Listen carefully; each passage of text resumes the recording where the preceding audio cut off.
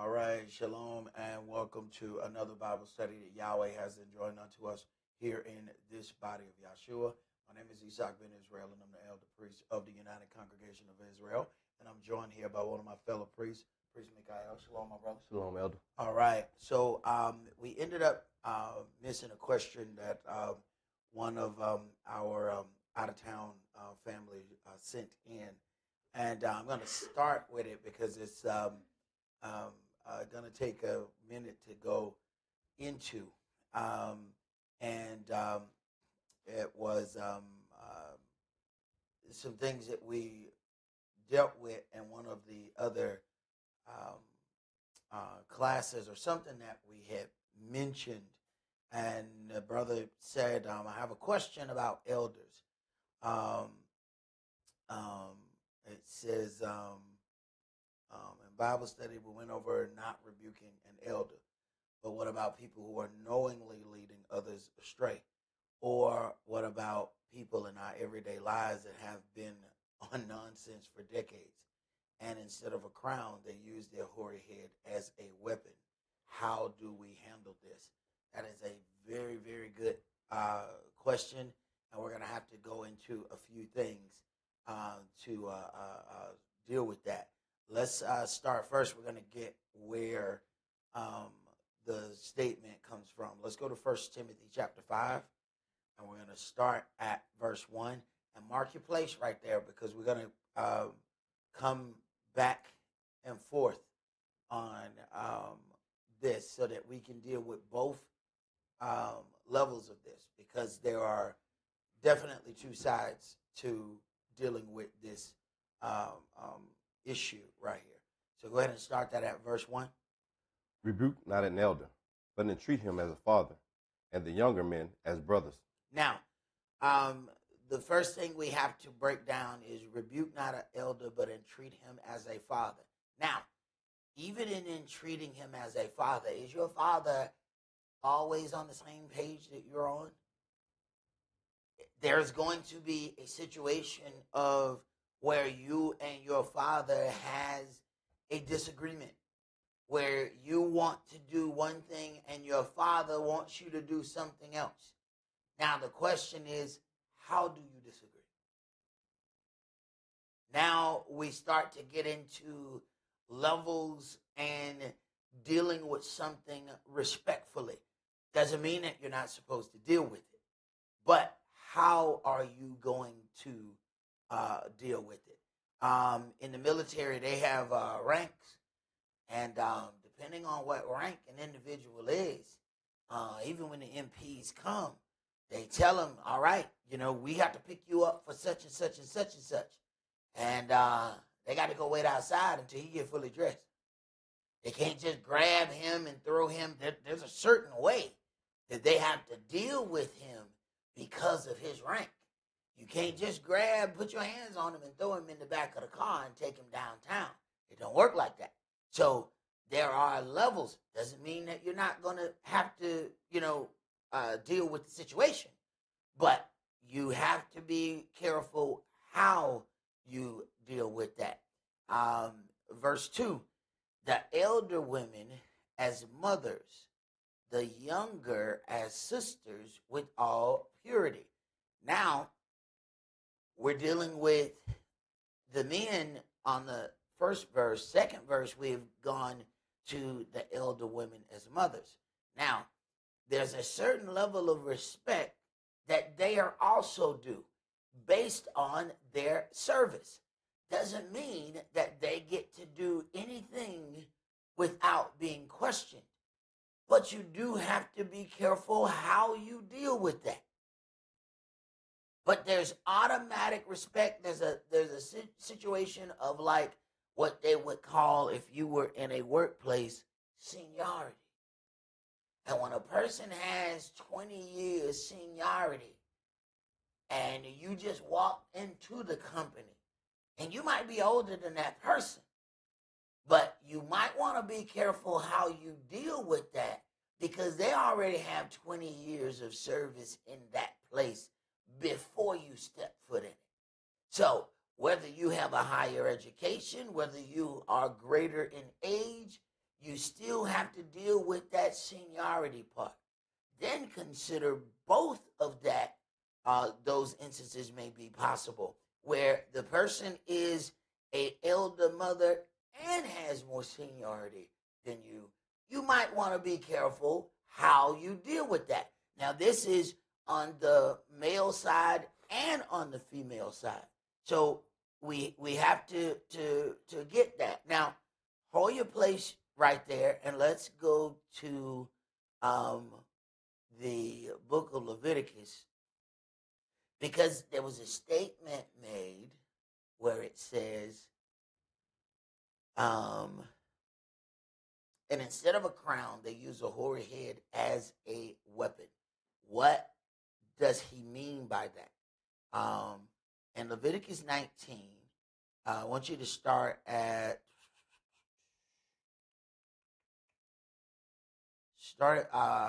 verse 32. Read verse 32. You shall rise up before the hoary head and honor the face of the old man and fear your Elohim. I am Yahweh. Now, a hoary head is a gray-headed man. Now, I know in these days we want to use as much dye and color as we can to make sure that we don't have no hoary head. Well, we said they got a commercial. We're gonna wash that gray right out of your hair. This is what we like to do. We like to get rid of it, but it is a status statement right here. The hoary head man, and honor the face of the old man. It says rise before him. So when you even greet this older gentleman, you're supposed to stand on your feet when greeting them. So we have a part of respect. But then I want to back up in this same chapter and read verse 17. You shall not hate your brother in your heart. You shall in any wise rebuke your neighbor and not suffer sin upon him. Now, you shall not hate your brother in your heart. You shall in any wise rebuke your neighbor and not suffer sin upon him. So there are parts where we may forego saying something and it ends up growing inside of us, and then it's going to come out in the wrong way. And then you're going to have two problems. Read the next verse. You shall not avenge, nor bear any grudge against the children of your people. Now, wait a minute. We absolute gurus in this right here. I don't know if we studied this in a past life. I don't know if we grew up at Avenge and Grudge Avenue. I don't know if that's where we was raised, but I'm telling you, we're exceptionally good at it. This is a thing where we may not say anything to rebuke the person, but then we have more problems avenging and grudging. We are now in a worse state than if we would have just said, hey, can I talk to you? You're in an absolute worst place. Now you are at a point of now causing a problem between you and your Elohim. Now you went from a problem between you and an individual. Now you have a problem between you, an individual, and your Elohim. Which one do you think was better? Because now you have gone to avenging and grudging. And all we have to do is watch our countenance and watch how we move. You're already at avenge and grudge. Why not just talk? Now you got Yahweh in this. And let me tell you something. The one entity you do not want into your problem is Yahweh. Because it ain't going to go how you think it's going to go. Because everybody feel like they're right in a situation. We all see our part. The one part that you can see crystal clear is yours. You definitely see your position. What seems to be difficult is for us to see other people's position as it pertains to ours. This is where it starts to get a little cloudy. Let's go to Proverbs chapter 16.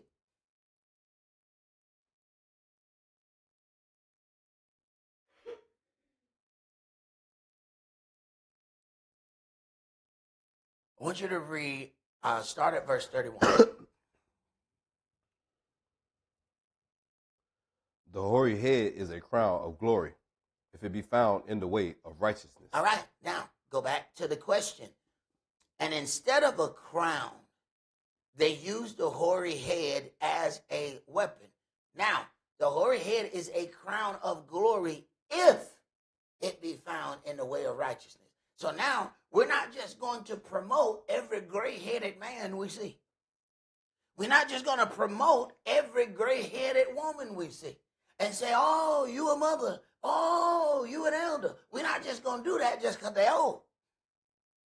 We're going to pay attention to the service right there. So it says, if it be found in the way of righteousness. Now, this is that part where sometimes people will blindly put that title and that respect on anybody who is of a certain age. And I can tell you, I know some folks, what the question, it says that they have been doing nonsense for decades. Some of them only stopped because they was old. Because they realized when they got old, they wasn't quick no more. They realized that the stuff that they used to do, they couldn't get out quick enough. So then they turned and said, well, you know what, I'm gonna start doing right now. They didn't start doing right because they thought it was right. They realized they wasn't that good at doing wrong. So now, it's like, are they supposed to get the respect of people who have always done right? So we have to start balancing some things here. Now let's go back to 1 Timothy chapter 5. And a lot of these instances that we read, we're going to the New Testament because the Gentiles are given instructions on how to operate this newfound church that they have now found themselves in. Children of Israel have priesthood. We are instructed out of the law. So then this is why we kind of go back and forth so that you'll understand the difference. And there are some differences, but the meat of the matter lines up. Go back, start at verse 2 and keep going. The elder women as mothers, the younger as sisters, with all purity. Honor widows that are widows indeed. But if any widow have children or nephews, let them learn first to show piety at home and to requite their parents, for that is good and acceptable before Elohim. Right. And people get mad at you when they have an unruly child and you start making them deal with the unruly child. They then start having an issue with you. No. You're supposed to be dealing with this child. So when the child comes and start climbing all up on the wall and you look up and the child hanging from the chandelier, we know what you ain't doing at the house.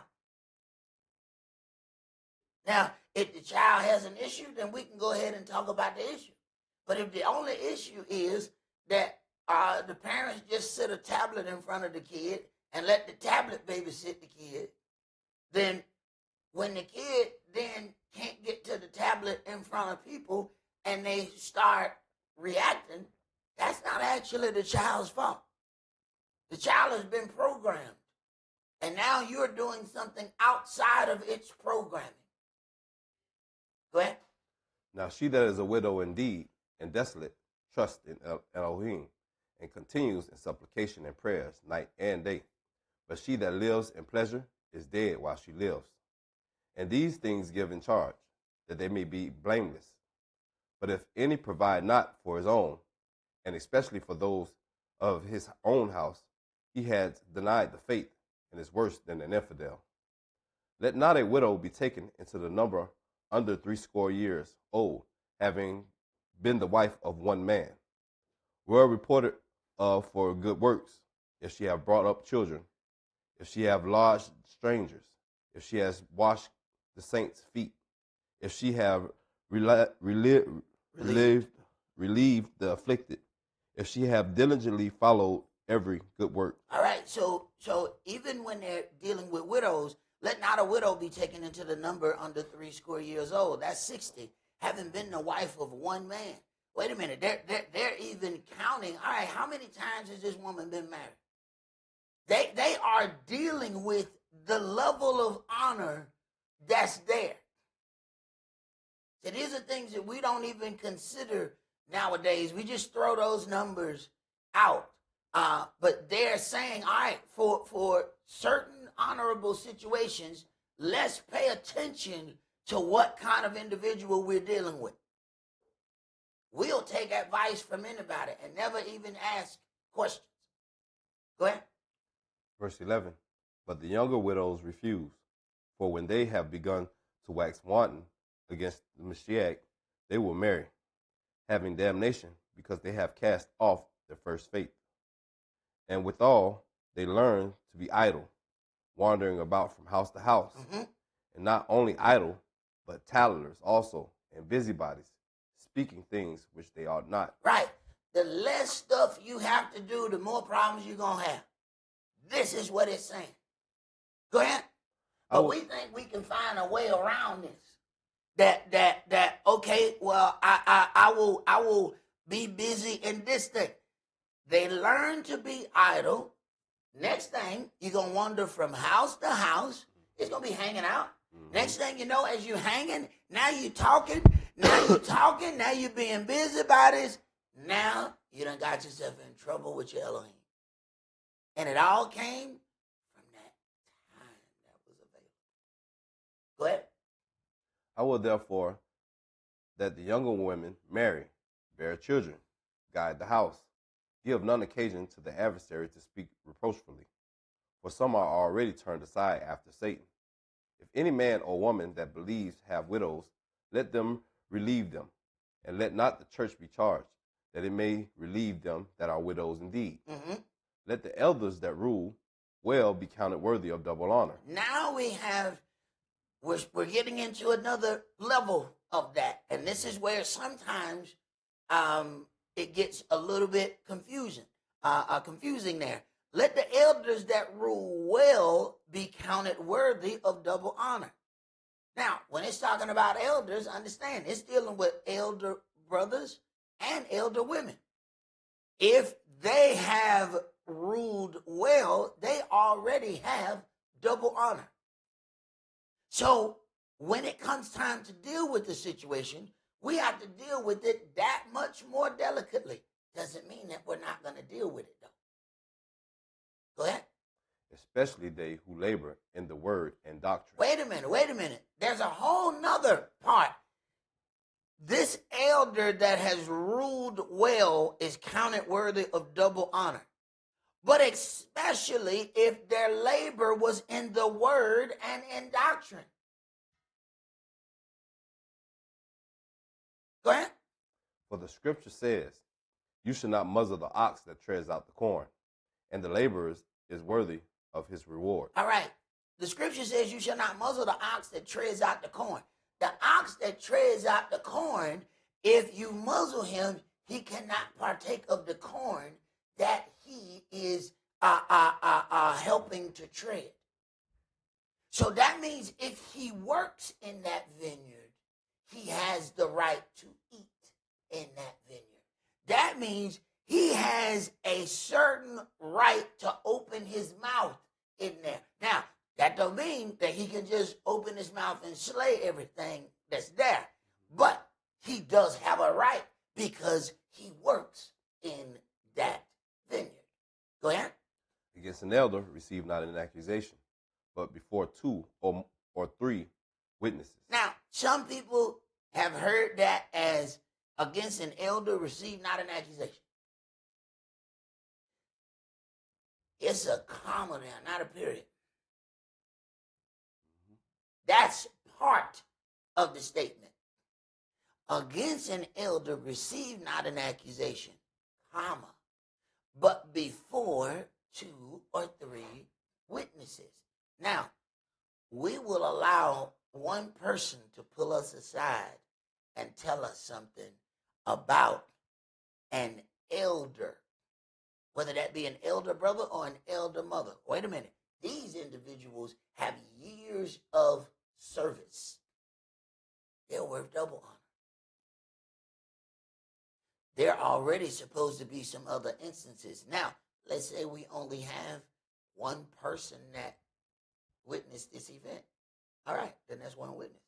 If another situation happens, then that's second witness. It might not be the same person or the same event.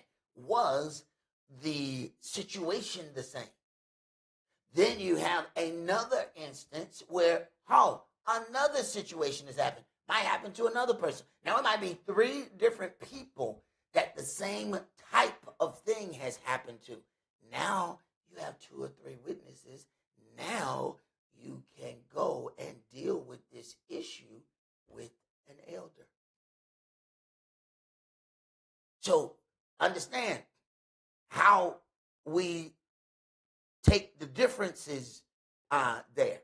Sometimes we see something and we say, okay, don't deal with it. That's not what it's talking about. We have to learn how, or the differences in dealing with something on levels. It's we would hear, when somebody's dealing with something really rough, and they say, man, you like a bull in the china shop. A bull in the china shop finna tear everything in there.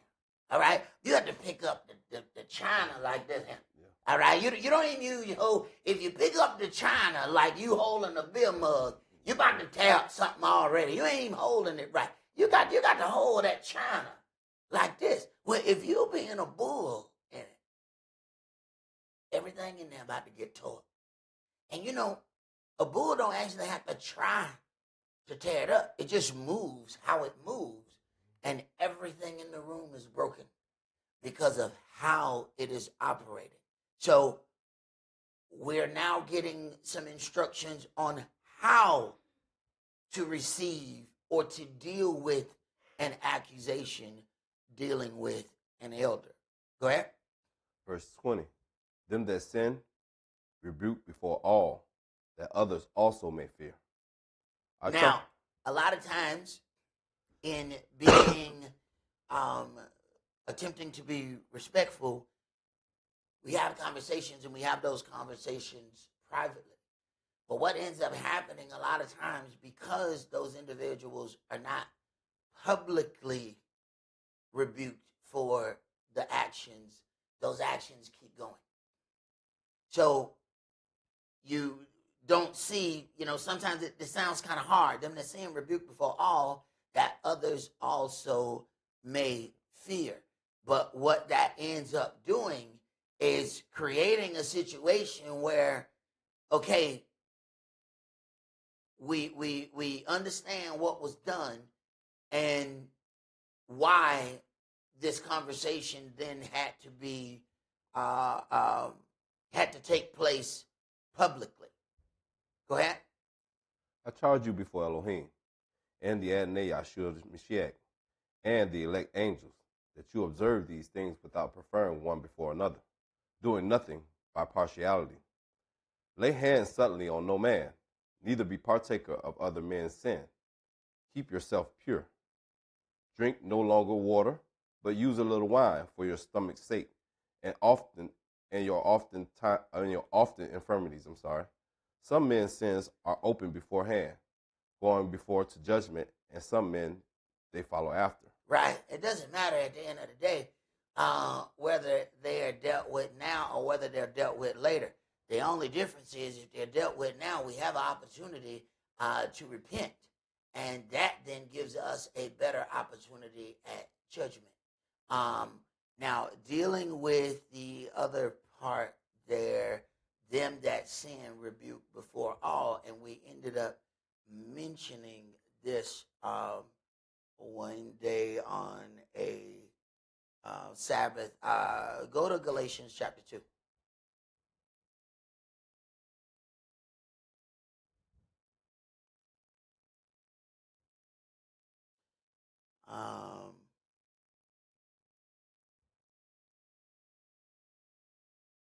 Start at verse 1.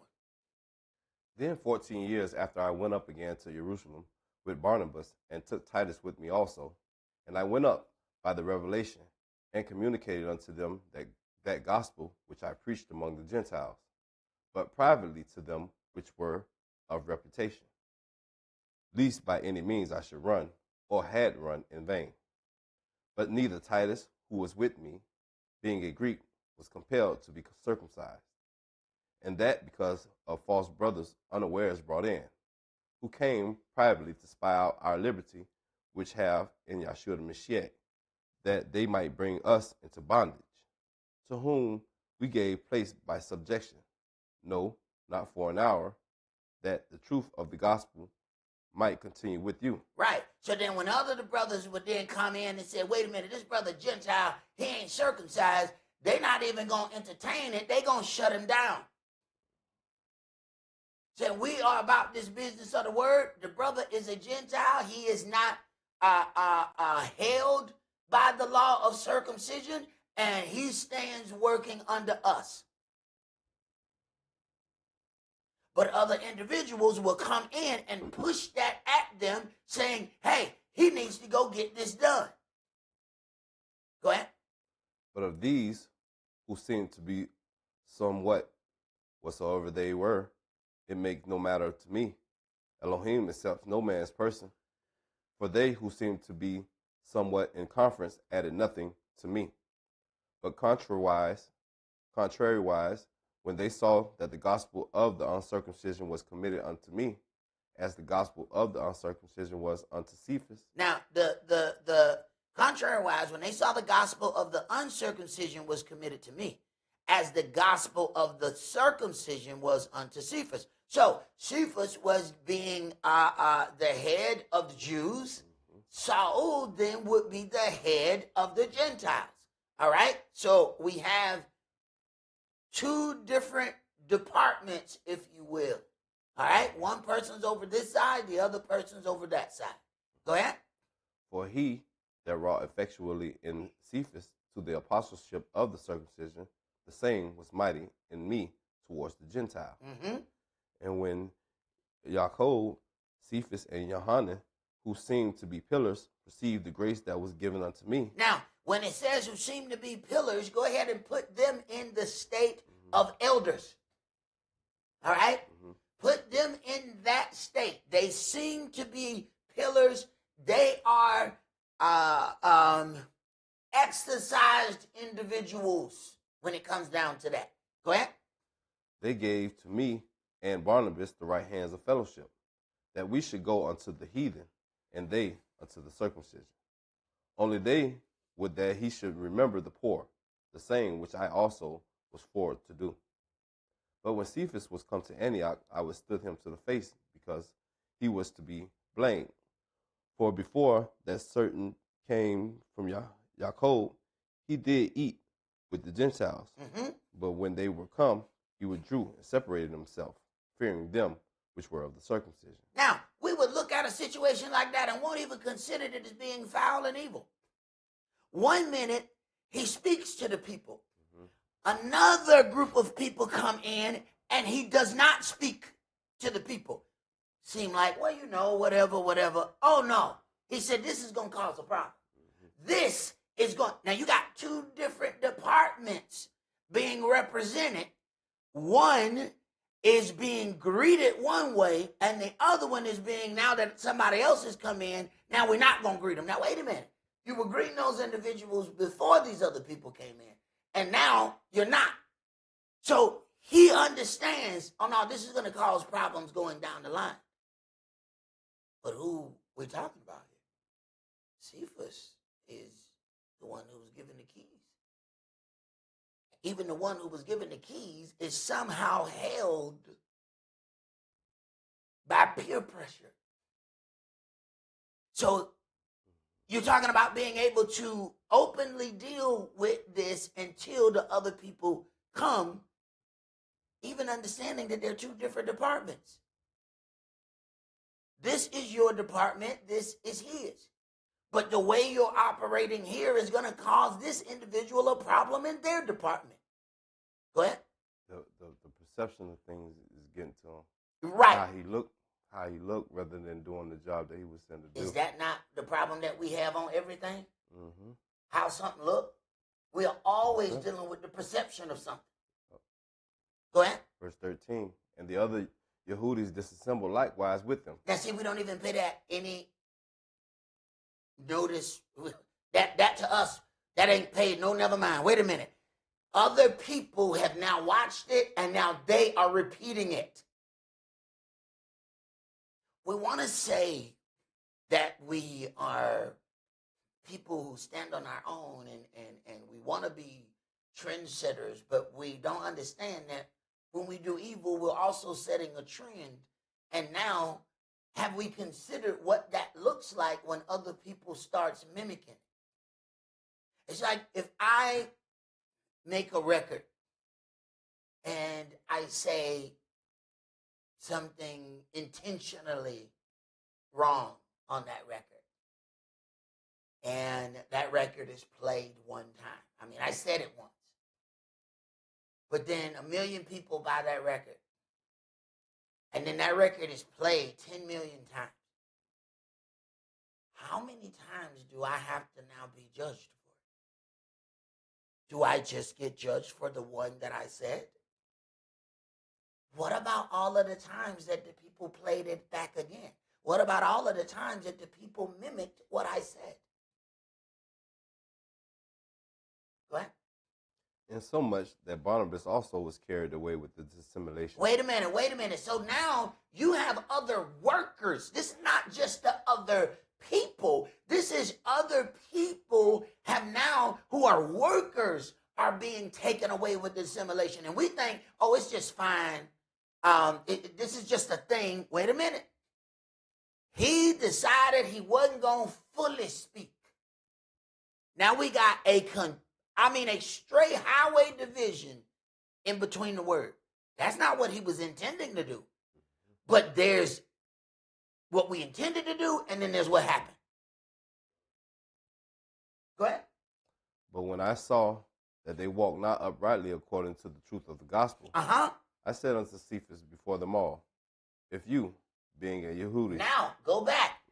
Rebuke your them that sin, rebuke them before all. Now, this is an elder he about to rebuke. This is an elder. Now, you don't get it twisted. Now, we're dealing with two department heads. Now, let's not. This ain't just Joe Schmo saying I'm finna jump on the person who was given the keys to the church. Right. Now, wait a minute. Now, make sure you be careful how you hear what you hear. Right. So you got one individual who has caused the problem with the other person's department because of how they dealt with something. All it was how they decided they were going to speak this week. And now you got a highway division in between. And if he doesn't deal with it, it's going to grow into a bigger problem. Now, does he sit here and wait while his department is crumbling? He see it crumbling in front of him. He's watching it crumble. He's watching other people change their mind right then. Does he just keep waiting? Go ahead.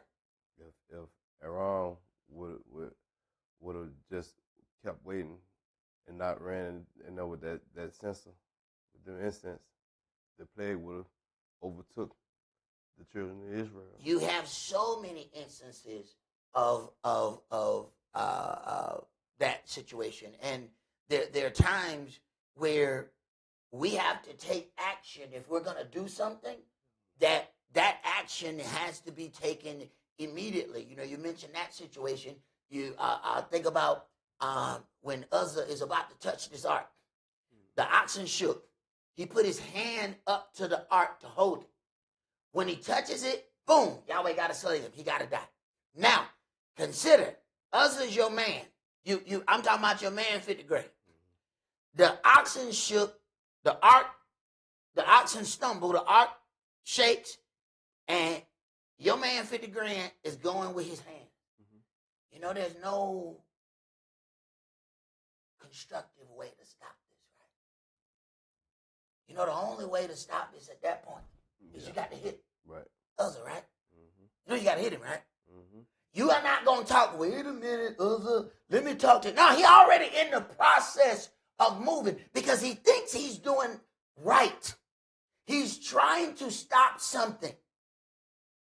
And you got to jump in and decide, do I love my brother or not? Because what I'm about to do, he ain't going to like me for. I got to keep him from putting his hand on that article. And I have a half second to do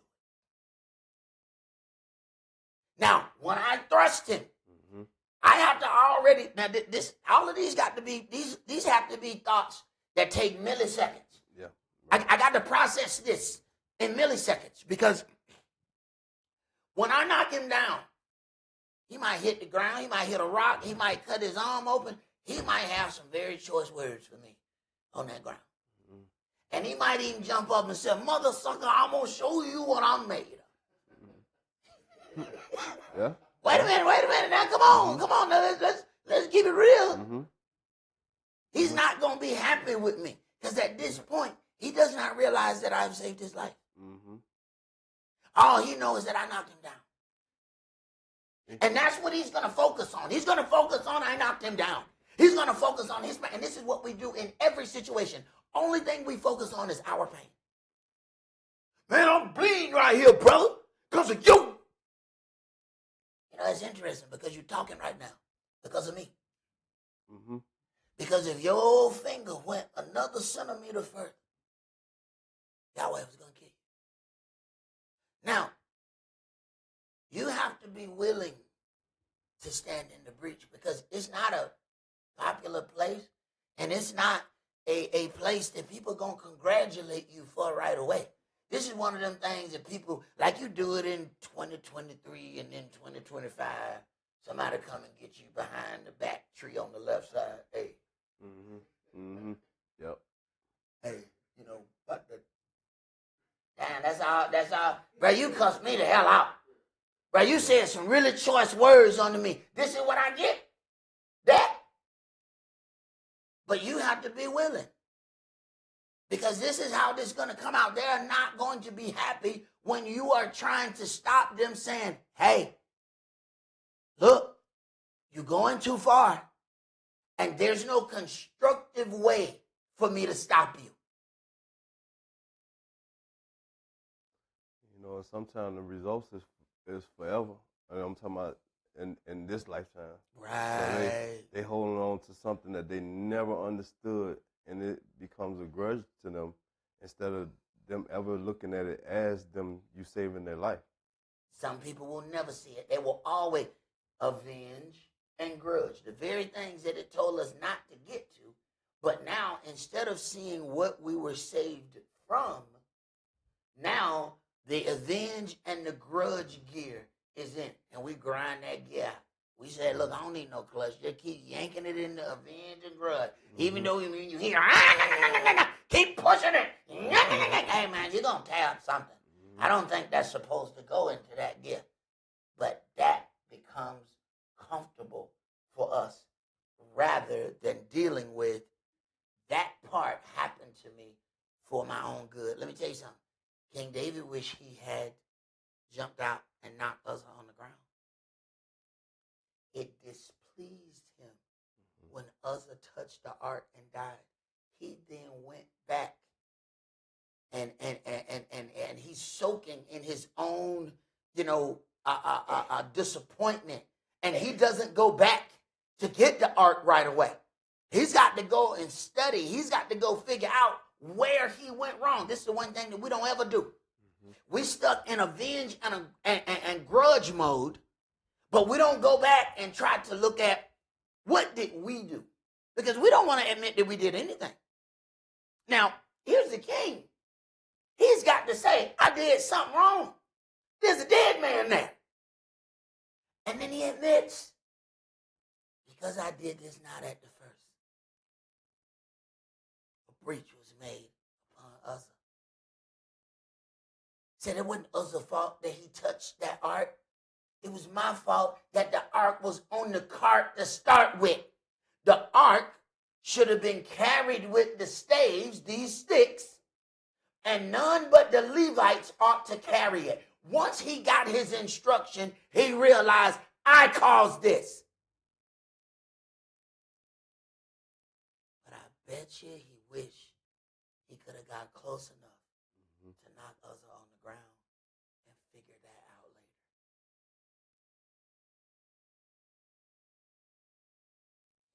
Where we at, brother? In the middle of verse 14. All right. I said unto Cephas before them all, if you, being a Yehudi, live after the manner of the Gentiles, and do not as do the Yehudis, why compelleth you the Gentiles to live as do the Yehudis? We, who are Yehudis by nature, and not sinners of the Gentiles, knowing that a man is not justified by the works of the law, but by the faith of Yahshua the Mashiach.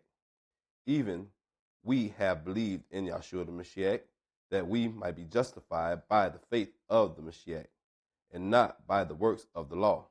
For by the works of the law shall no flesh be justified. All right. Now, I want to go to, let's go to Romans chapter 15, because there is another part that we have to look at.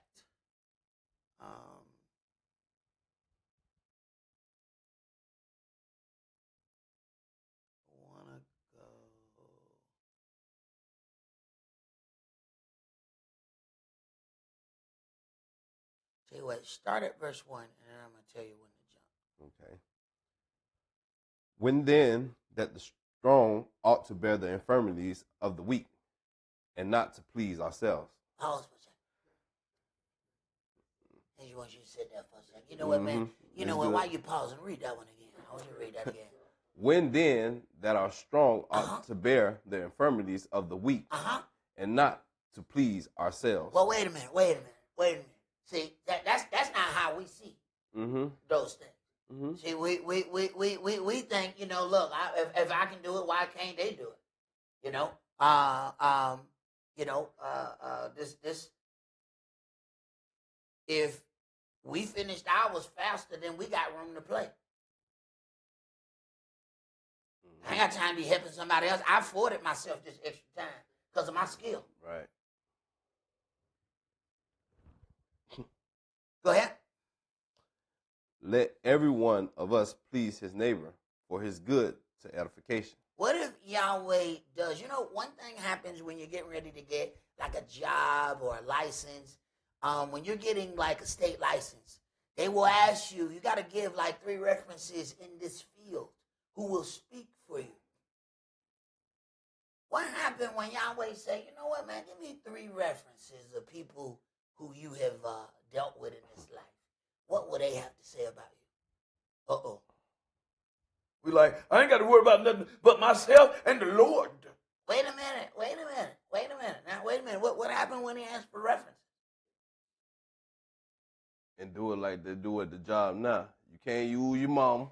There it You is. can't use your dad. There it is. You can't use your grandma. There it is. Oh, and that dude that you carpooling with, don't even put his name down, because I already seen who you came here with. Don't put his name down. We will not accept that. Don't do it. Don't even try. Go ahead.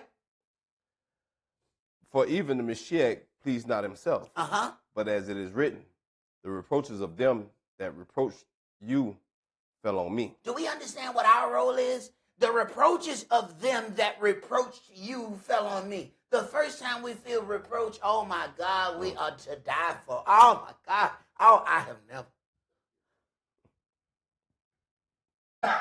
We don't really understand our role. The first time we are inconvenienced. I don't even know if this is right for me. I don't know. Maybe I shouldn't even been in the Word. Maybe I should have studied Hinduism. I'm trying to figure out how that dot would look right now. I think I'd look good with a dot. Right. Keep playing. Y'all will put one down. Hey, you ain't gonna like how he put it down, huh? Go ahead. Going back to never acknowledging that he saved your life. That Right. he pushed you out that he pushed you out the way. Uh-huh. Go ahead. For whatsoever things were written aforetime were written for our learning. Uh-huh. Wait a minute. There are certain things that have happened for our learning. There are certain instances of situations that he allowed to happen so you would learn something. Do you get the message? Oh, you didn't? Well, we got to do it again. Oh, you didn't get that message. We got to do it again then. Oh, you still, what happened when you don't pass the class? You got to keep taking the class, right? Mm-hmm. Okay. So why are we arguing? I can't believe I keep going through this. Well, pass it then. Yeah. Pass the class. We go through the same things over and over in relationships, and then we blame everybody else in the relationship. No, you ain't passed this class. And you can go and jump to another relationship. Guess what? You're going to go through the same thing in that relationship too. Why? Because you didn't pass that part. Go ahead. That we, through patience and comfort of the scriptures, might have hope. Now the Elohim of patience and consolation grant you to be like-minded one toward another, according to Yahshua the Mashiach, that you may with one mind and one mouth glorify Elohim, even the Father of our Adonai Yahshua the Mashiach. Wherefore receive you one another, as Yahshua also received us to the glory of Elohim. All right.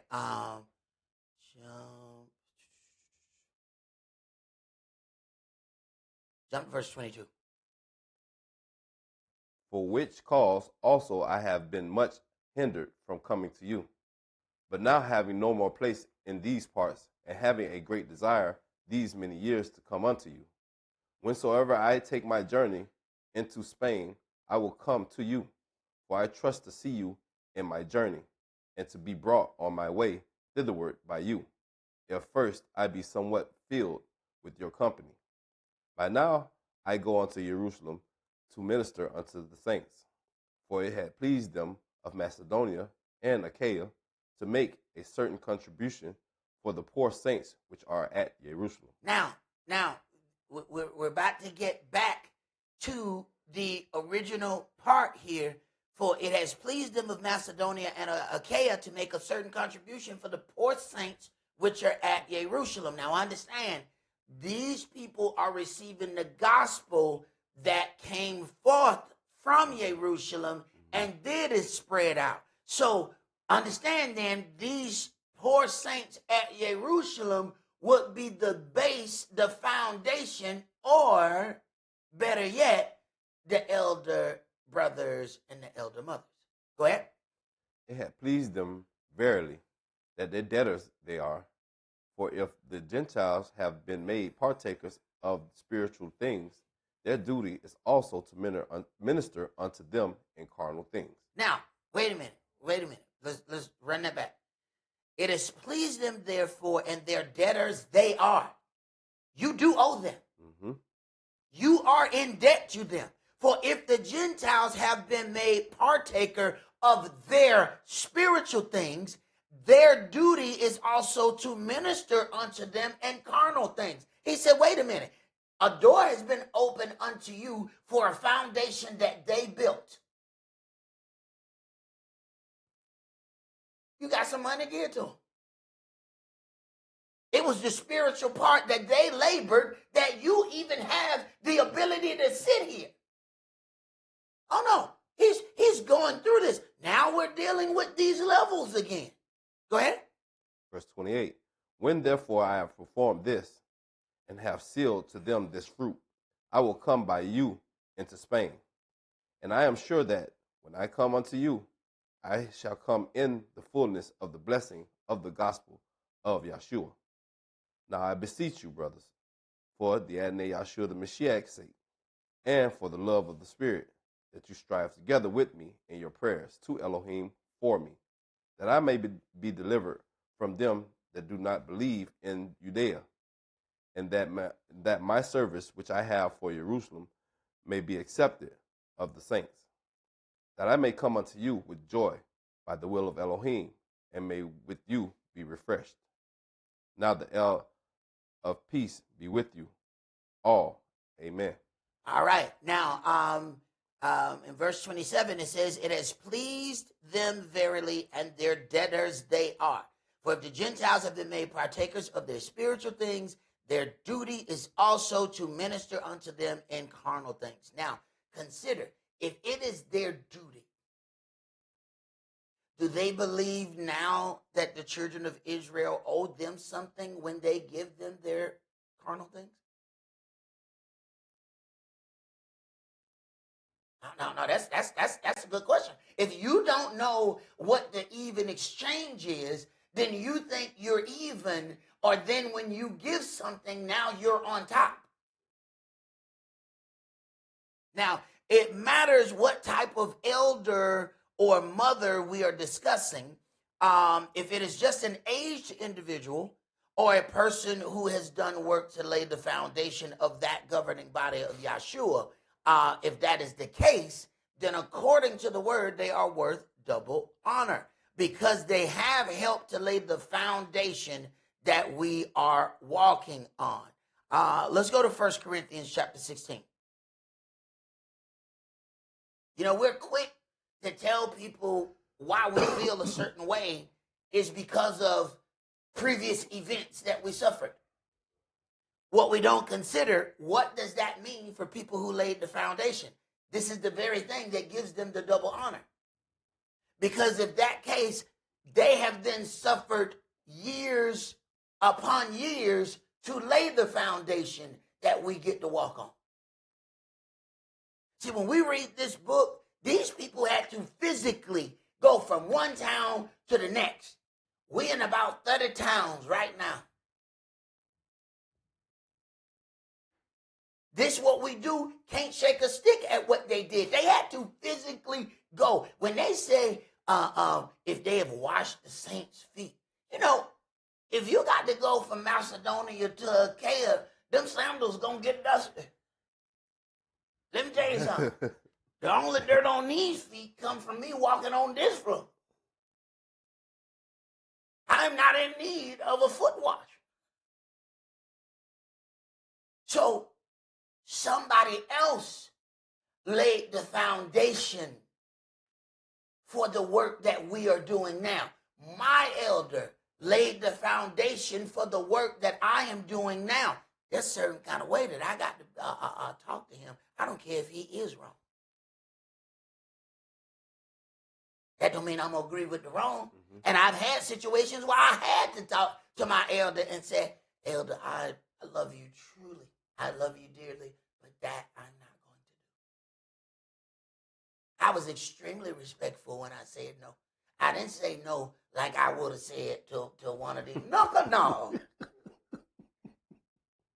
I didn't say it like that. You know what I'm saying? I had to still be respectful all the way, but say, I can't do that. And I'm going to explain to you why. And the reason why I can't do this, the very foundation of what I stand on were the things that you taught me. And this is why I don't feel like I can go in the way that you want me to do. And there were other of my peers that were furious with me for saying, you know, the elder wanted something and you didn't do it. You know, that's all they want. Now, my elder was also suffering from cancer, and the cancer went to his brain. And these individuals were for certain that everything that he was saying was coming from the Spirit. And he's saying some things at this point, and this is like the most intelligent man that I've ever seen in my life, okay? But he is now not himself. So now I have to not only tell my elder, I am not going to do that. Then I got to argue with the other peers in the room who tell me that I am going against a devoted man of Yah because I will not do a thing that he taught me was wrong. You should just listen to the elder. The elder, he got the Spirit. Doesn't know he has cancer. Mm-hmm. And that is what's causing the issue. This is a point where you're supposed to stand firm and help your brother, not sit there and agree with everything he says because he is not himself now. That's the reason why I have people who congregate down the street, and when they see me in the market, they hide behind apples.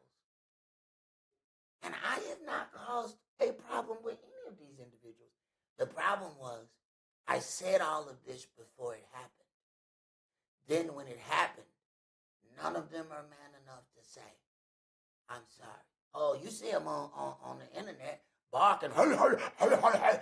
They are too cowardly to say, my bad, bro. And that's all it took. They ain't got to go into no long thesis.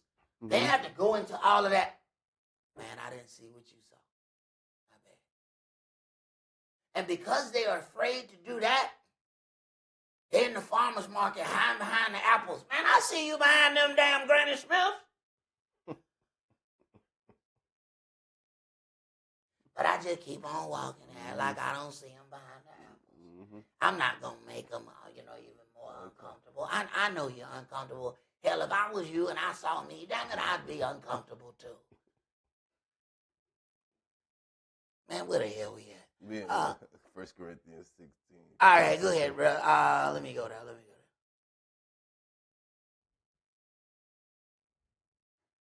Where you want to start at?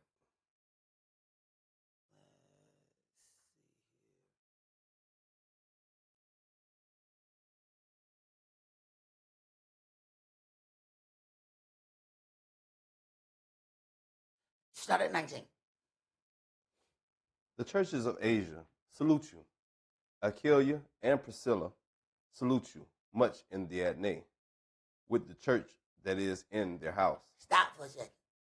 If the church is in their house, they laid a foundation. Are they not worth double honor? Well, then how do you salute them? How would you greet somebody if the church is in their house? What do you feel you are responsible for when it's time to greet these individuals? This is set apart from the rest of this chapter, and it's called greetings. How do you greet them? Now, remember the whole problem between Saul and Cephas was how they greeted the Gentiles. We're talking about a complete division of departments, all by how they greeted. When a brother came up, what was the thing when I think it was dealing with when the angels came. It says, "What manner of salutation shall this be?" That's the term that I'm thinking. What manner of salutation shall this be? Now, what is meant by that? Do you understand the level of what it is you're talking to? Is that an angel? Is that a regular person? Is that a person that requires double honor? Is that just somebody off the street? How do you know? It says some of you have entertained angels unawares. Now, what if you have a habit of treating people a certain way? I'll do double honor, but only the ones that I know. I'll be honorable, I'll be respectable, but only the people who I think have shown me the utmost respect. What happened when you greet the angel and you're disrespectful? You think you get a do-over? The word says, when you have done it to the least of these, you've done it to me. And many people are going to say, when you saw me, you was disrespectful to me. When did I see you and I was disrespectful to you? I ain't never done that to you, Lord. Now, you remember when you was disrespectful to this person? Yeah. Well, they were workers in my vineyard. And you were exceptionally disrespectful to them. Look at the matter of salutation that you offered to them. So when you did it to them, you did it to me. How is it that we can know these words, but don't think they're ever going to be applied to us? Go ahead. Verse 20. All the brothers greet you. Mm-hmm. Greet you one another with an holy kiss. How do we greet one another? Wait a minute. There's a certain way. We don't even consider that means anything. We just read 2 departments within the word, damn near dividing by how they were greeted. So how you greet them? Go ahead. The salutation of me, Saul, with my own hand. If any man love not the Adonai Yahshua the Mashiach, let him be an anathema. I ain't gonna blame you for that one. Let's go to Romans chapter 16. Let's back up.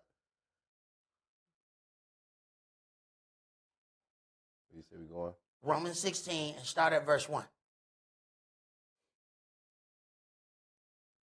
I commend unto you, Phoebe, our sister, which is a servant of the church, which is at Cenchrea, that you receive her in the Adonai as becomes saints. Wait a minute.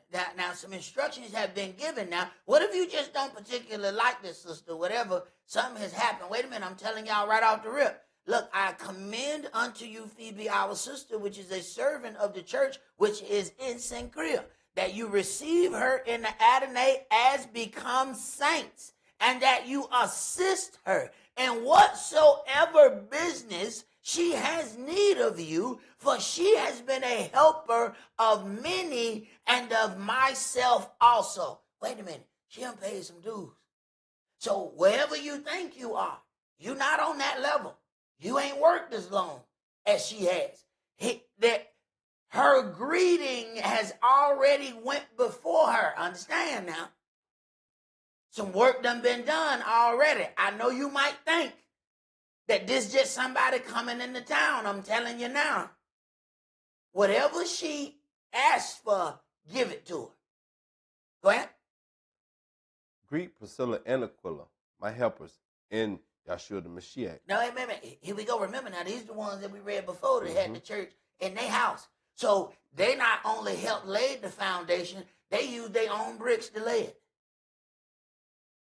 So how much honor and respect are they due? That don't mean that they're given a pass to do any and everything. But you sure better watch how you come out. Go ahead. Who have for my life laid down their own necks. Unto whom not only I give thanks, but also all the churches of the Gentiles. Not only I give thanks, but also all the churches. Wait a minute. Everything that comes after that has to show respect unto these individuals, for they helped lay the first foundation in dealing with the Gentile churches. Go ahead. Likewise, greet the church that is in their house. Here we go. Go ahead. Salute my well-beloved Aphanitus, who is the first fruit of Achaia unto the Mashiach. It says in verse 5, likewise greet the church that is in their house. Salute my well-beloved Epaphanitus. Okay, so when you deal with them allowing a church to be set in their house, almost all churches were started in somebody's house. Even if you go, Klepto Dollar will tell you that he started in his mama's living room. Now, I'm sure they were taking up offering. They probably had 8 plates. All right, but whatever. That's neither here nor there. All right, it started in his mama's living room. All right, but you have to understand, when something started at your house, when it didn't start at your house, you don't understand how much these people have labored. You don't understand when somebody else is sitting on your throne and clog it up. Folk use too much toilet tissue and they just flushing. And then when you go in now you got the plunge. Now come on, man. Who used all this damn tissue? Who did this? You don't understand when all of that had to happen there is some real duty and some work that has been done there. And he's saying, greet the church that is in their house. Let me tell you something. They have had to pay dues. We're talking about opening your door to people who roll their eyes at you and then sit on your couch. Mm-hmm. My own brother told me, he said, so let me get this straight. You finna let anybody who want to read the Bible come to your house. He said, brother, you don't let me come to your house. I'm your brother. We slept in bunk beds. You gonna tell me that anybody who gonna read the Bible can come to your house? I said, yeah. He said, let me tell you something, bro. He said, this I got to see. He said, I tell you what. Tell me what you need from me. I said, I need this wall closed up. I need a TV hung right here. He said, I'm going to do everything you ask. Just tell me everything. And don't say nothing. I just want to sit in the back all by the wall. I said, why? He said, because this I got to see. He said, you have thrown me out of your house ever since you got a house.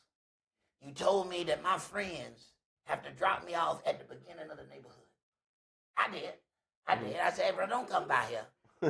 Don't come by. I don't like when you come by here. You know what I'm saying? With people. I said, look here, man. Have them drop you up there by the Circle K. I drop you up there by the Circle. It's only about a mile or so. Yeah. You got strong legs, man. Look at you. You're built. Look at all those muscles. Use them. Walk. Don't have nobody drop you off here no more. I don't like the way it feel. It don't feel right. So then he would have the, a female drop him off. I said, look, man, I don't like the way she looks too femalery. Don't let her drop you off.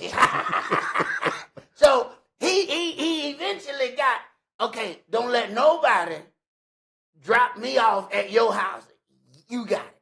So then I say, I'm going to do this. This is where my Elohim is leading me.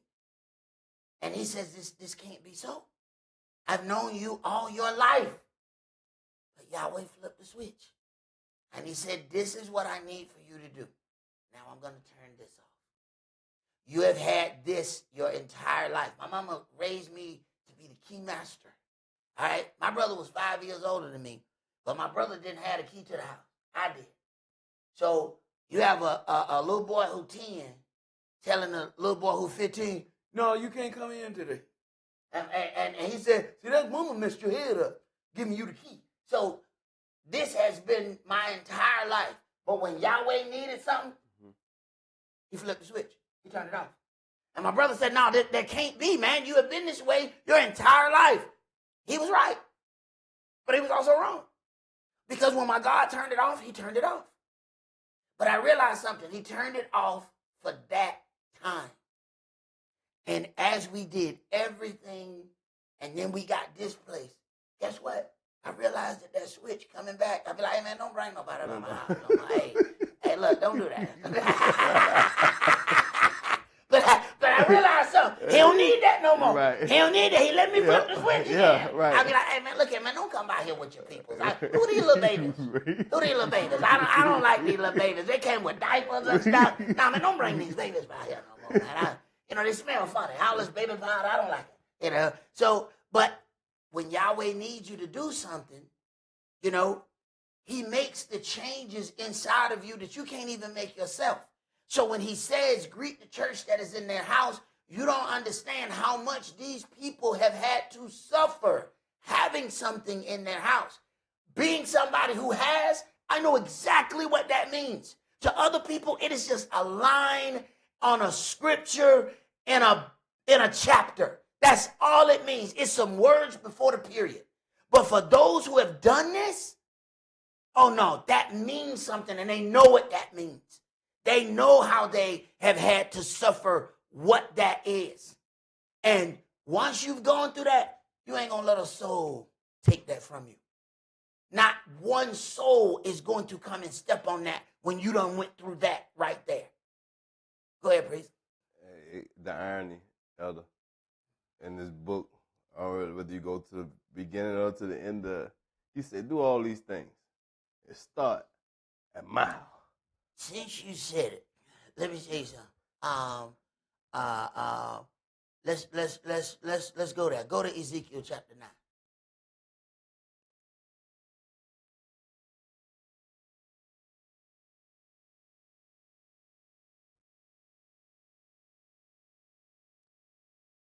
You find out Yahweh operate the same way. See, he's not going to ask you to do something that he's not willing to do. Ezekiel chapter 9, start at verse 1. He cried also in my ears with a loud voice, saying, cause them that have charge over the city to draw near, even every man with his destroying weapon in his hand. And behold, 6 men came from the way of the higher gate, which lies towards the north, and every man a slaughter weapon in his hand. And one man among them was clothed with linen, with a writer's inkhorn by his side. And they went in and stood beside the brazen altar. Now, you can think this a regular man if you want to. You can run up on him if you want to. You're going to walk over there, but you're going to limp back. He ain't just, wearing clean white linen because he's deciding to be fresh. Walk over there. You're going to find out. Go ahead. The glory of the Elohim of Israel was gone up from the cherub, whereupon he was, to the threshold of the house. And he called to the man clothed with linen, which had the writer's inkhorn by his side. Mm-hmm. And Yahweh said unto him, go through the midst of the city, through the midst of Jerusalem, and set a mark upon the foreheads of the men that sigh and that cry for all the abominations that be done in the midst thereof. Now, wait a minute. We want to be neutral.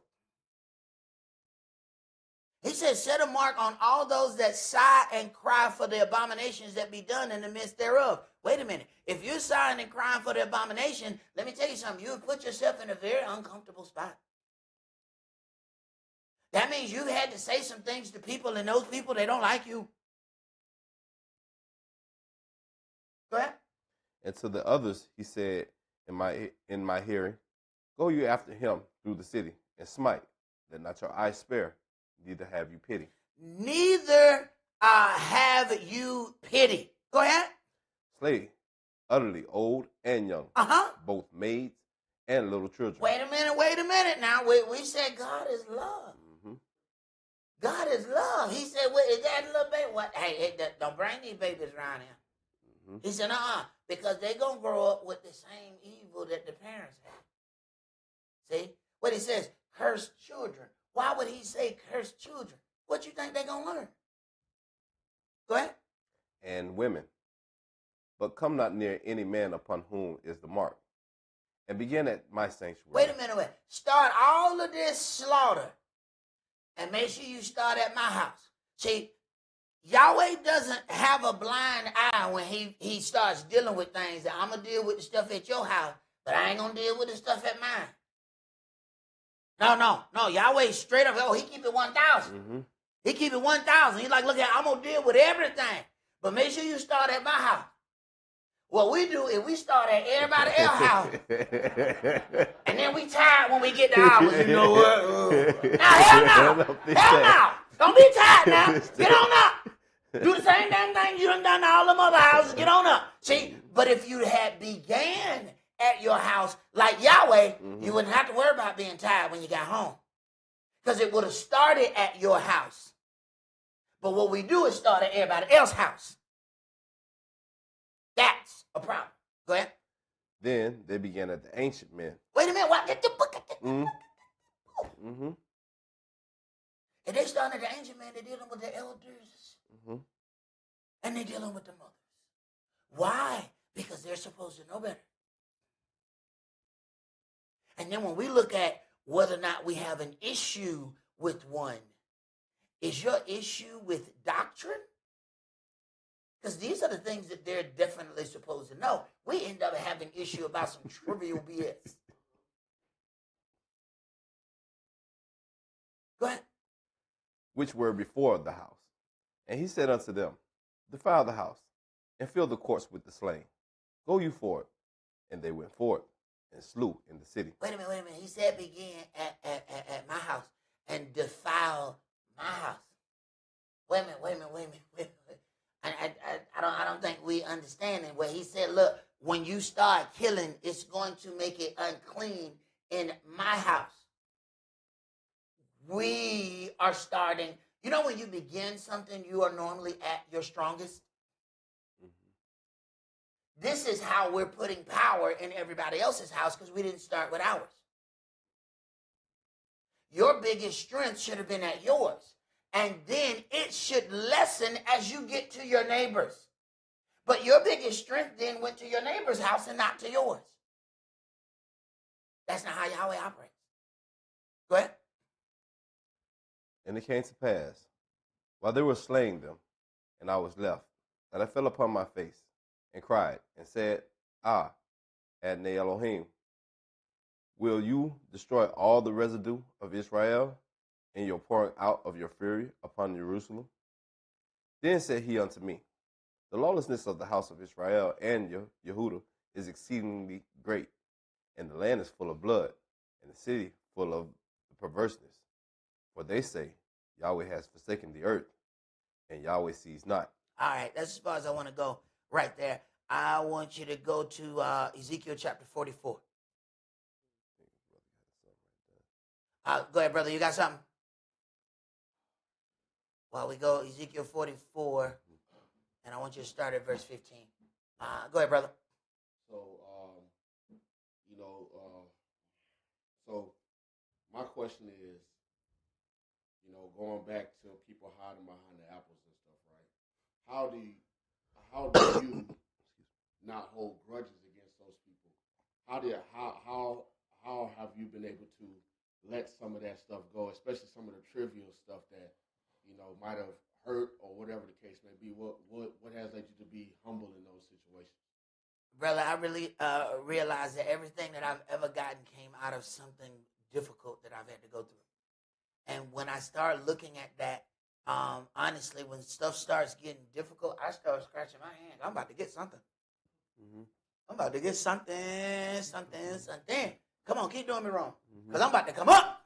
Mm-hmm. Every time. I've never gotten anything out of any good situation.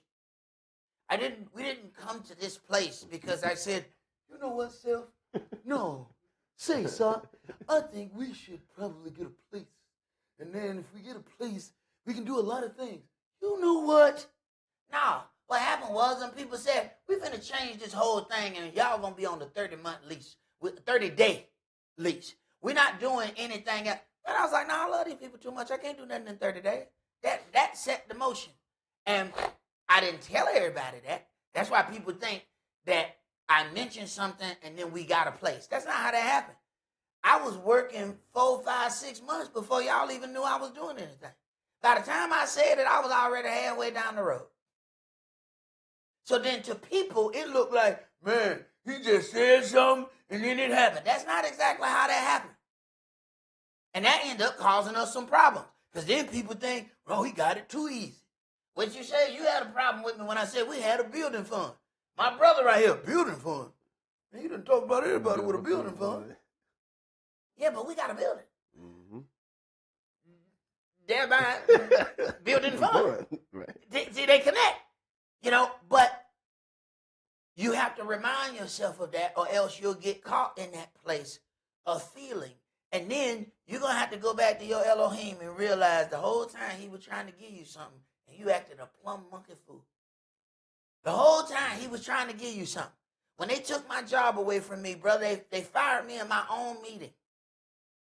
I was so upset, I didn't know what to do. Yahweh was making a path for me to do this. I wanted what I had before. Yahweh was like, no, you finished with that. You passed that class. It's time to move up.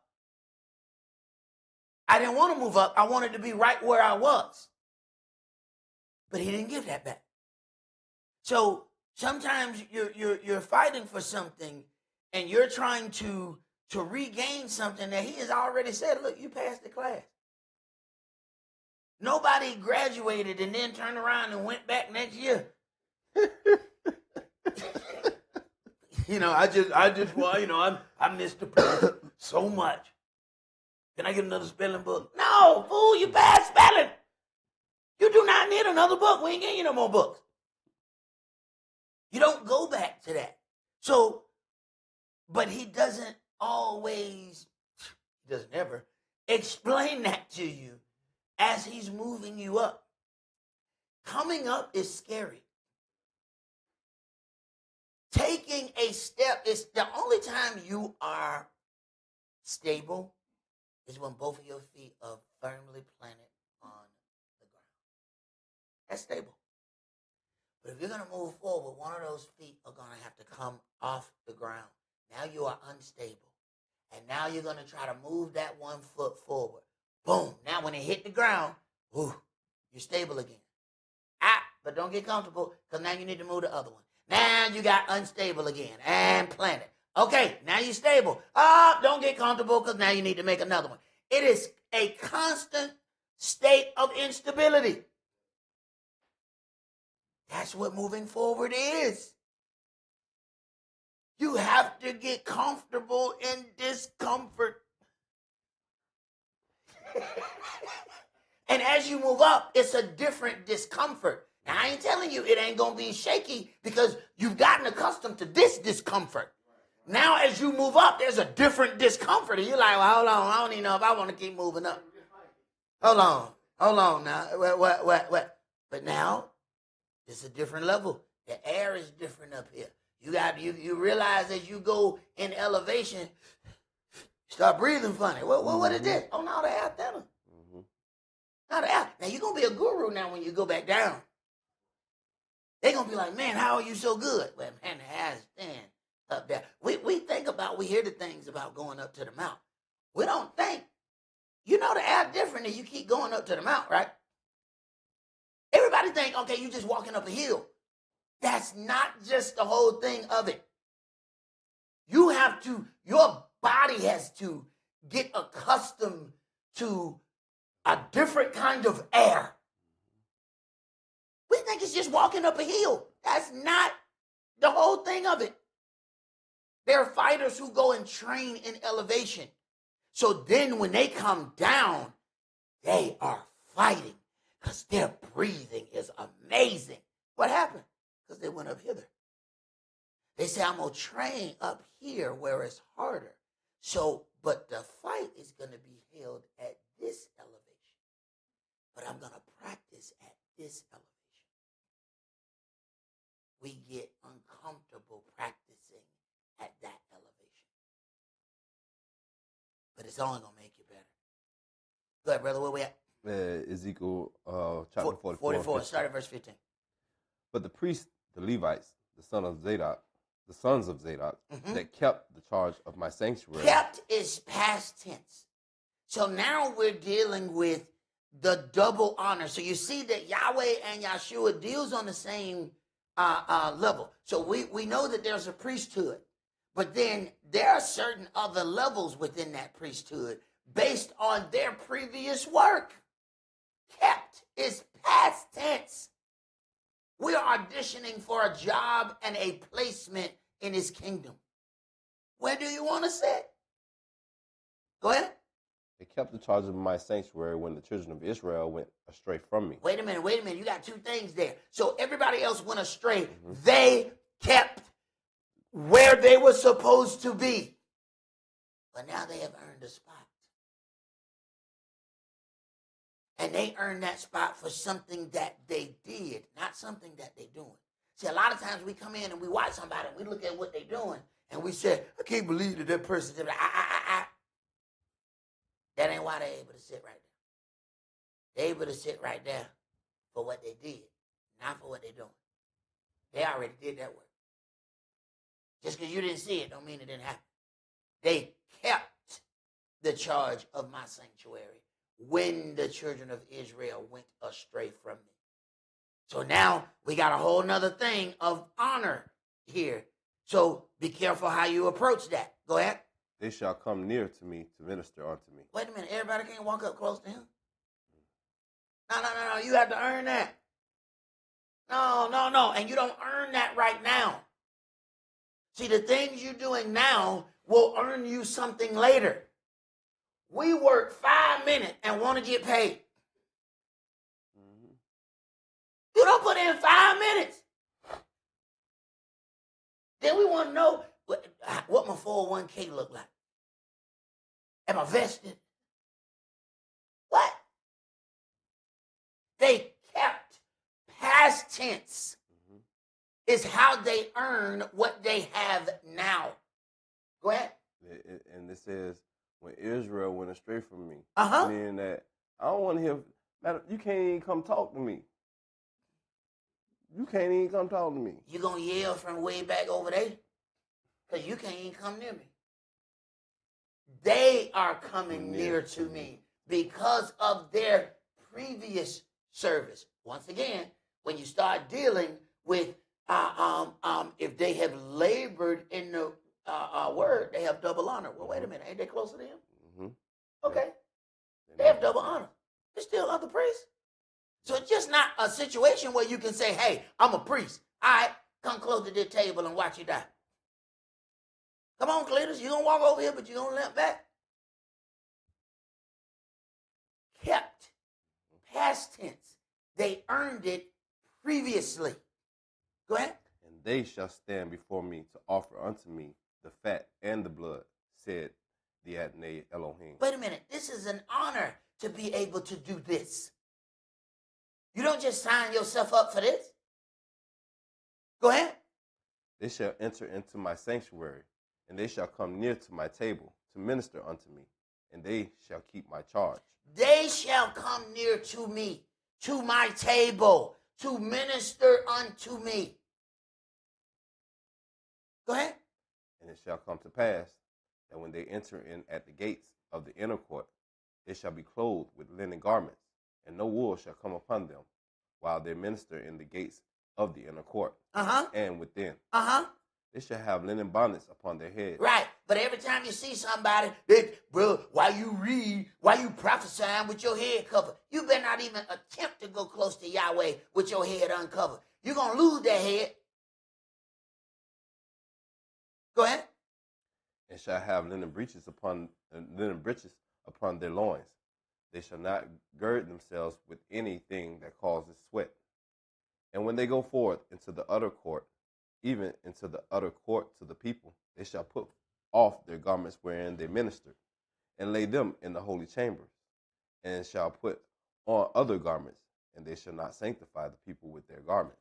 Consider that just by coming close to Yahweh and working, their clothing is now holy and blessed. If they go to the other people after being close to Yahweh, they have now sanctified the people because they have on the same clothes that they had on when they were close to Yahweh. We don't really even understand what's going on. We don't understand how much if it is a blessing to be close to certain things. We don't even know it's a blessing. Now, what if they say this? Do they seem arrogant? What if they know this? And if they know this and they say it, do they seem arrogant? You know what? I don't want to bless you with my clothes. No. You think you talking to? Hell, I shop at Marshall's too. So what? Is it about the clothes? Nope. It is about what they did. But what if they say it? Do they seem arrogant? Go ahead. Neither shall they shave their heads, nor suffer their locks to grow long. They shall only poll their heads. Neither shall any priest drink wine when they enter into the inner court. Neither shall they take for their wives a widow, nor her that is put away. But they shall take maidens of the seed of the house of Israel, or a widow that had a priest before. And they shall teach my people the difference between the holy and profane. This is what we have the separation for, between the holy and the profane, and cause them to discern between the unclean and the clean. Now, if you back up to verse 22, it says, now he's talking about their wives. They have to marry certain kind of women that they don't get pulled off the path. He's saying what kind of women they're going to have to deal with, or it's going to cause them an issue. Let's go to Revelation chapter 5.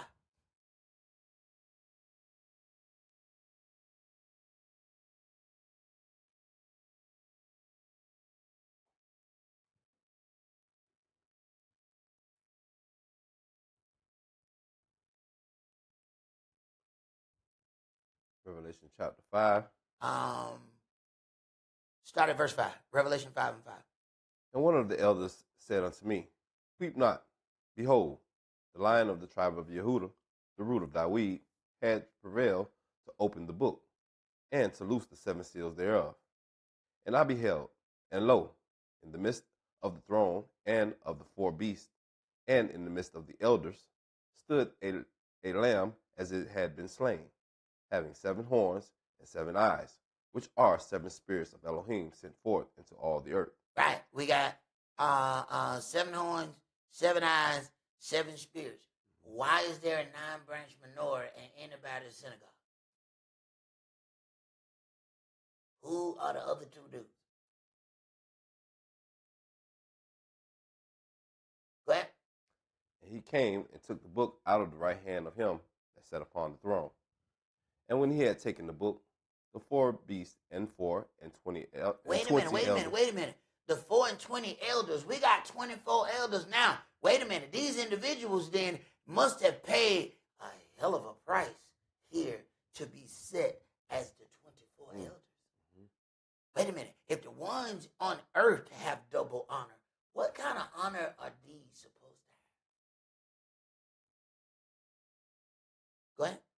4 and 20 elders fell down before the Lamb, having every one of them harps and golden vials full of odors, which are the prayers of saints.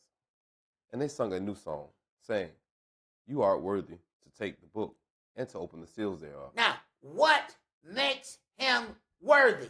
Go ahead. For you were slain and hast redeemed us to Elohim by your blood out of every kindred and language and people and nation. For you were slain. Wait a minute. This is some serious tribulation that has already been done. He doesn't have the ability for what he's doing. He has the authority because of what he has done. We have to learn how to put something in our spiritual bank, on our spiritual account. And stop looking at your balance all day. This is why some people get discouraged. They keep looking. Man, how many times you going to look at this balance? It don't jump up that quick. Just keep working. Go ahead. Verse 10, and has made us unto our Elohim kings and priests, and we shall reign on the earth. And I beheld, and I heard the voice of many angels round about the throne, and the beast, and the elders. And the number of them was 10,000 times 10,000, and thousands of thousands, saying with a loud voice, Worthy is the Lamb that was slain to receive power. Worthy is the Lamb that was slain to receive power. How do you think you're going to get your power? It says, I've been made to bear the reproach of those that hated you. How do you think you're going to get your power? Some people think if they buy the gym membership that they get built. You know you still have to go in the gym, right? You know you still have to go in there and sweat and hurt, be in pain. If it don't hurt, you didn't do that. If every one of your gym visits is comfortable, I can tell you what you ain't gonna do. I can't tell you what you're gonna do, but I can sure tell you what you ain't gonna do. If every last one of them are comfortable, I can tell you, you're going no place. Congratulations. You just purchased the membership. That's pretty much all you got. Something is going to have to be uncomfortable there for you to grow. We claim we want the growth, but we hate the discomfort that brings forth the growth. We can't have both. We're going to have to figure out whether we want that or not. Go ahead. Worthy is the Lamb that was slain to receive power and riches and wisdom and strength and honor and glory and blessings. And every creature which is in heaven and on the earth and under the earth and such as are in the sea and all that are in them, heard I saying, Blessings and honor, Uh-huh. and glory, and power be unto him that sits upon the throne, and unto the Lamb forever and ever. And the four beasts said, Amen.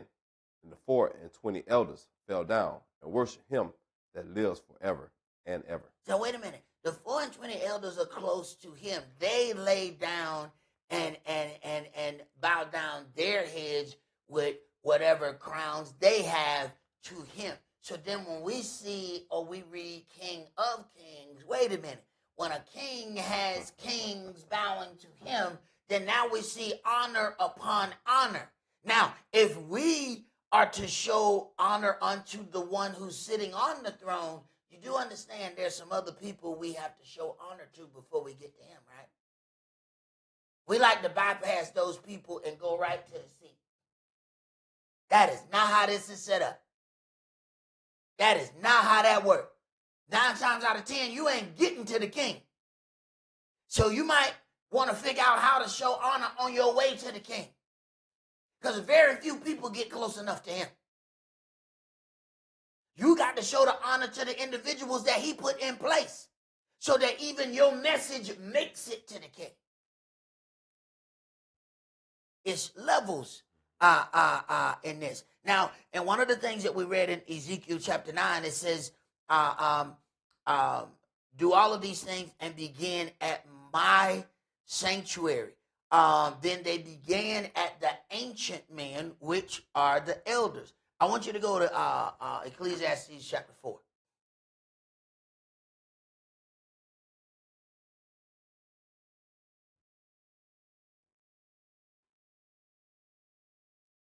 And I want you to read one verse here. Read verse 13. Better is a poor and a wise child than an old and foolish king, who will no more be admonished. Now, we have a situation of authority, but we also have to have a situation where we can still receive correction, and in some of that correction is going to be some elevation. David was the most powerful man in the land, but at the same time, when he got corrected, he had to move accordingly, and he did. So let's go to 1 Timothy chapter 3. So there are things that were instructed to the Gentiles in the building of their church that we need to look at.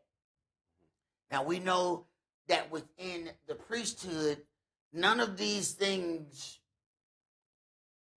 coincide with us. We don't have bishops and deacons and all of that. We have priests. So they're not dealing with priests, but we can still learn from how they are orchestrating these individuals. Start 1 Timothy chapter 3 and start at verse 1. This is a true saying. If a man desires the office of a bishop, he desires a good work. A bishop then must be blameless, the husband of one wife, vigilant, sober, of good behavior, given to hospitality, apt to teach. Now, understanding that these Gentiles are new in this, he said right off the rip, husband of one wife. Because let me tell you something, you're going to get pulled all over the place if you got other situations pulling at you. So there's a reason why certain things are given unto individuals, especially when this is something new that they're dealing with. No, you don't need no other situations. Go ahead. Not given to wine, no striker, not greedy of filthy lucre, but patient, not a brawler, not covetous. One that rules his own house, having his children in subjection with all gravity. So they are telling, all right, for this individual to have this position, they need to not be a brawler and not be covetous. Why? There's going to be situations where you're going to have knowledge of something. Do you then covet that? In a regular situation, you wouldn't even know that that is available. Then you get to a brawler. A brawler is going to have a problem if You're always ready to fight. At every situation, you can find the problem, even when one don't exist.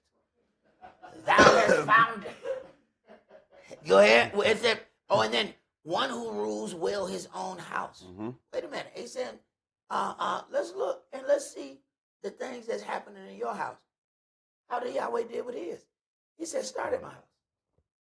If you started at your house, then all of the things, when you are correcting the others, they can say, well, you know what, I remember that. What you mean? Because I remember I saw him correct that in his house. Then it's making sense to them. Go ahead. For if a man know not how to rule his own house, Uh-huh. how shall he take care of the church of Elohim? So now there's going to be a problem. Because if you won't take care of the things in your house, when you do attempt to take care of the things in Yahweh's house, there's going to be a discrepancy. Mm-hmm. Whether you know it or not, there's going to be a discrepancy. Because let's say we got something that we know we haven't dealt with at our house.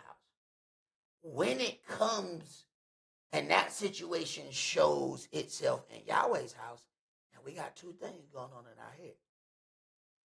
Do I not deal with this because I haven't dealt with it in my house? Or do I deal with it still in Yahweh's house and then look like a hypocrite? You got all of these things going on. But not if you had started at your house, that thought wouldn't even be in there. So now there's already hesitation. Now the event passes because instead of dealing with the event, you were pondering. Why? Because you had these different thoughts going on. Go ahead. Verse 6, not a novice, least being lifted up with pride, he fall into the condemnation of the devil. And understand that the devil is always seeking to get in. And he will take the easiest opening he can. He doesn't care how he gets in.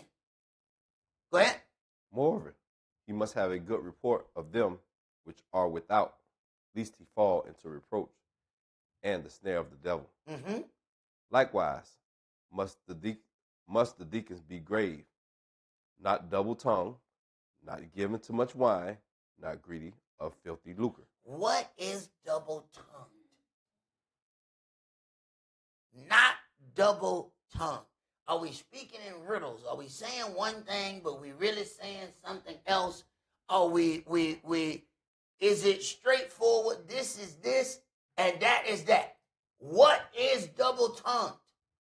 Are we saying one thing, but really saying something else? How difficult, then, is it for the people to follow?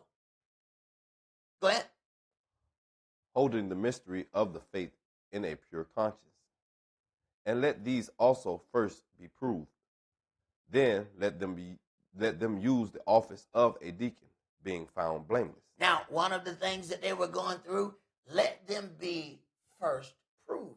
Let them do some work.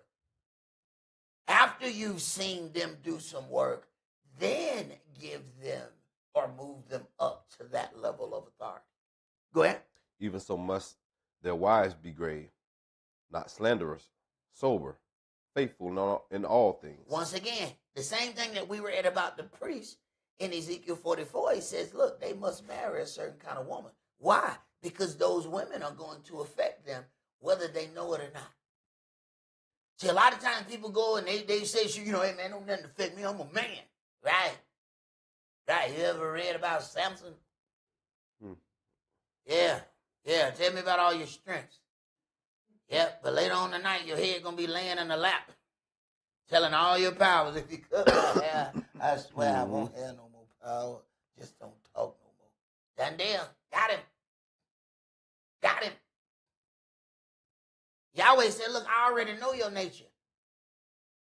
He knew what happened when he gave the first woman. That's why he's saying, look, I'm telling you the kind of woman you're going to have to do this job. Because I know how you acted when I gave you the first one. It was the woman you gave me. I wasn't even going to eat from that tree. I wasn't even, I saw it.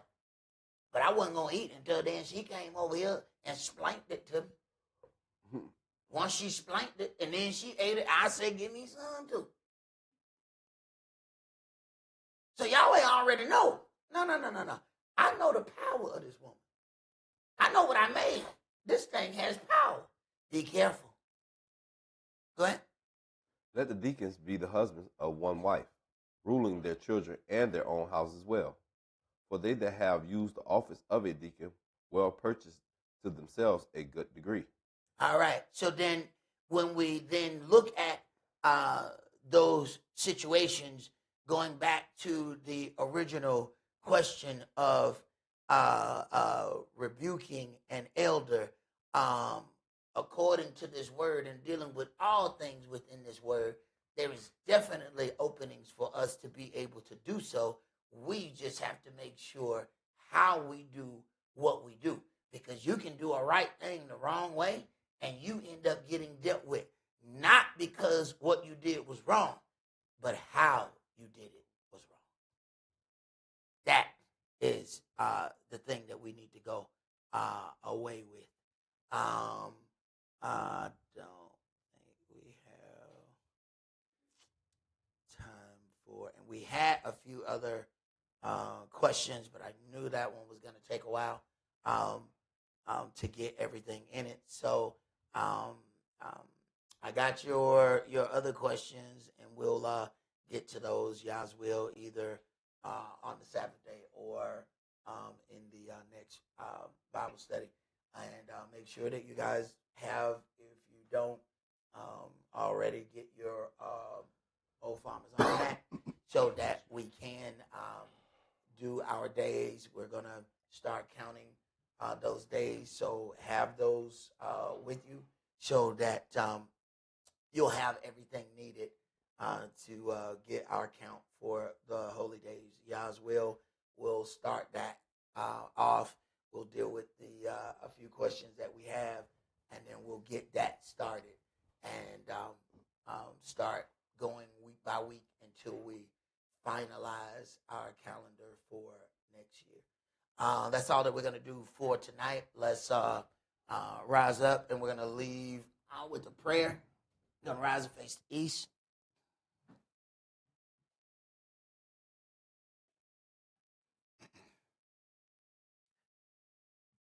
Abba Father, Most High Covenant Elohim of Abraham, Isaac, and Yaakov, we thank you, Abba Father, for giving us yet another opportunity to read out of the legacy that you have left unto us. We thank you for the questions that are being brought forth, for they cause us to grow, and they cause us to deal with things that you want us to deal with. We thank you, Abba Father, for giving us the ability to do so. We also pray, Abba Father, that as we explain things to others, we also pray, Abba Father, that we will open up our hearts that we can receive the very things that we explain unto them. As your word says, as your son said, it is written, you shall not steal. Do you steal? Let us keep this in our mind that we may be able to see Yahshua eye to eye. We understand, Abba Father, that we are definitely those that have committed sin, but we also know that you have the right to disannul all of those ill vows that we have made. You have the power to not even see our sin. And these are the things that we seek for, and we pray that our service, our work will be pleasing unto you, so that you will do all of those things for us. We pray, Abba Father, that you would keep a hedge of protection round about this house and round about our personal houses, that we may be able to come and serve and do all of the things to magnify your holy and righteous law. We ask these prayers in Yahshua HaMashiach's holy and divine name, to whom rule, power, honor, majesty, and might was given forever and ever. Amen and hallelujah.